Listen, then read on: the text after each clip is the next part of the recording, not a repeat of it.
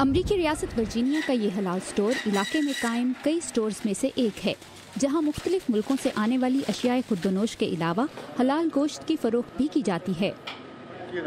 ہم حلال گوشت کھانے کو ہی فوقیت دیتے ہیں کیونکہ یہ ہمارا مذہبی فریضہ ہے۔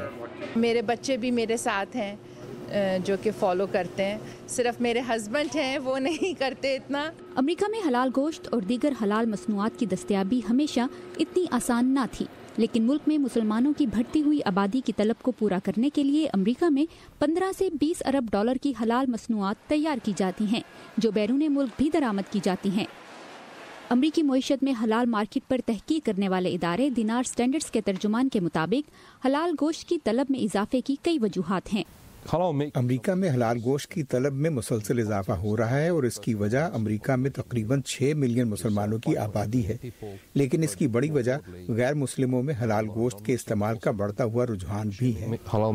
اس حلال سٹور میں کام کرنے والے قصاب کا کہنا ہے کہ ان کے سٹور پر گوشت کی فروخت میں گزشتہ چند سالوں میں کئی گنا اضافہ ہوا ہے۔